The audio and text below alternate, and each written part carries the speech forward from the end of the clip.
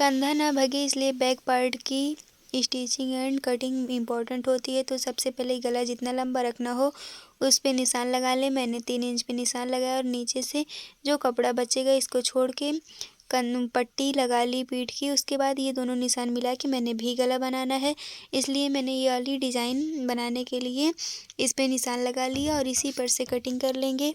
तो मैंने तो इस पे निशान लगा के कट कर लिया और ये गला काफ़ी बड़ा है। अगर जिसका कंधा आप चाहे जैसा गला बनाए, अगर इस तरह से कटिंग एंड स्टिचिंग करेंगे तो गला बिल्कुल भी नहीं भगेगा।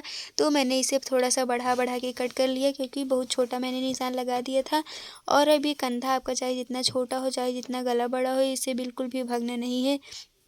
तो अस्तर की कटिंग ऐसे करें और फिर बाद में कंधे को गले की तरफ दबा के ऐसे कट कर लें। 1.5 इंच मैंने दबा के इसको गले की तरफ दबा के ही कट कर लिया और फिर किनारे से 2 इंच की पट्टी निकाल दें। बैक पार्ट से, फ्रंट पार्ट से बिल्कुल भी नहीं निकालना है ताकि ये बराबर हो जाए। तो मैंने इसे 2 इंच की पट्टी किनारे से निकाल के अलग कर दी। अब इसे अलग करने के बाद बाजू को थोड़ा सा गोलाई दे दें। इसे गोलाई देते हुए नीचे से बिल्कुल भी नहीं बड़ा करना, ऊपर से गहरा देना है।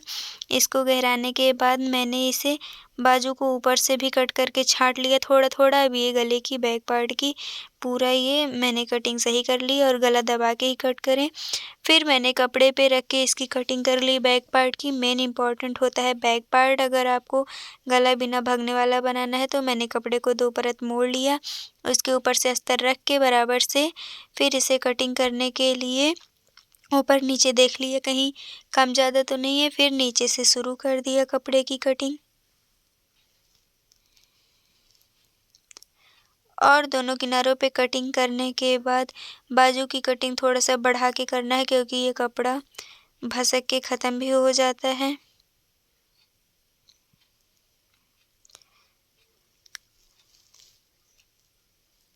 तो जिस तरह से गले की अस्तर पे डिज़ाइन है उसी तरह से कपड़े पे भी कटिंग कर लेंगे और जैसे कंधा मैंने दबा के कट किया वैसे कपड़े में भी कट करेंगे क्योंकि अगर कंधा जोड़ते समय दिखेगा नहीं तो कम ज़्यादा हो जाएगा तो इससे प्रॉब्लम हो जाएगी। आप चाहे जितना बड़ा गला बनाएं, अगर कंधा इस तरह से जितना ही दबा के सिलेंगे गला बिल्कुल भी नहीं भगता है।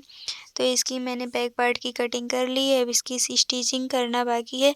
तो मैं आपको स्टिचिंग भी बताऊंगी इस पर कैसे करना है। तो सबसे पहले मशीन पर आते हैं और इस पे मैंने पिन लगा के सेव कर लिया क्योंकि ये कम ज़्यादा था कपड़ा। तो इसको कैसे बनाना है, इस पे एक सीलन लगा लेंगे आधा इंच छोड़ के, फिर बीच से एक कट लगाएंगे ताकि पलटने पर अच्छे से बैठ जाए। फिर मैंने पलट लिया और इस पे ये गोल्डन वाला लेस लगा देंगे। ये लेस काफ़ी चौड़ा है, इसे लगा देंगे। इस पे किनारे किनारे 2 सीलन लगानी पड़ेगी क्योंकि चौड़ा लेस मुड़ जाते हैं। तो फिर मैंने इसे बैक पार्ट की भी गले की डिज़ाइन बना ली। आप चाहे जो डिज़ाइन बनाए, चाहे जो गला बनाए, कंधा बिल्कुल भी भागना नहीं है। तो फ्रंट पार्ट और बैक पार्ट को ऐसे जोड़ना है। मैंने फ्रंट पार्ट तैयार कर लिया था। अब जैसे ही कंधा दबा के मैंने कट किया था उससे भी ज़्यादा दबा के आप थोड़ा सा सिलेंगे तो आपका कंधा बिल्कुल भी भागना नहीं है। मैंने इसे रख लिया और दोनों कंधियों को जोड़ लिया। जैसे मैंने आपको बताया वैसे ही जोड़ना है। नीचे से एकदम दबा के और किनारे बाजू की तरफ जाते जाते ऊपर चढ़ा देना है और ऐसे 2 सिलाई लगा लेनी है पक्की। तो मैंने एक सिलाई लगा के तैयार की। अब दूसरी सिलाई लगाने पर और इसे थोड़ा अंदर दबाकर ही सिलेंगे। ये सिलाई भी मैंने कंप्लीट कर ली। अब इसमें गांठ लगा देंगे ताकि धागा खुले ना। फिर इसे कैंची से कट कर लेंगे और तब मैं आपको पलट कर दिखाऊंगी इसमें कैसे दबाव आया है ब्लाउज के बाजुओं में। फिर इसे बराबर से कट कर लेंगे जो कपड़ा बचा हुआ है और ये देख लीजिए कितना तिरछा है और इसमें बाजू में दबाव भी ऐसे ही आया है, थोड़ा अंदर से चिपका हुआ दिखाई देगा। सेम इसी तरह से दूसरा पल्ला भी जोड़ लेंगे फर्स्ट वाले की तरह दबा के अंदर से। अब देख लीजिए कितना अंदर की तरफ झुका हुआ है। अब आप इसमें चाहे जितना बड़ा गला बनाइए चाहे जितना छोटा बड़ा गला बनाइए, बिल्कुल भी भगना नहीं है। अब इसमें बाजू को जोड़ने के लिए बीच से बाजू को रख देंगे और इसमें आधा इंच लेके ही जोड़ेंगे। इसमें कंधे से और बाजू से कोई प्रॉब्लम नहीं होती है, बस इसकी फिटिंग और इसकी गले की गोलाई और बाजू की गोलाई पे ही मेन इम्पॉर्टेंट होता है। फिर फिटिंग का निशान मार के एक सीधी सीधी सिलाई लगा के फिटिंग मार लेंगे और उसके बाद ये मेरा ब्लाउज़ बन के तैयार है। इसमें मैंने हुक भी लगाना बाकी है।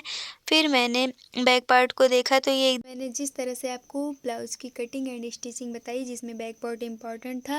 अगर आप लोगों को फिर भी कोई प्रॉब्लम होती है तो कमेंट सेक्शन में ज़रूर बताएं। मैं आप लोगों को फिर से कुछ ना कुछ नया बताऊंगी अगर आप लोगों को कोई प्रॉब्लम होती है। मिलते हैं नेक्स्ट वीडियो में। Bye bye.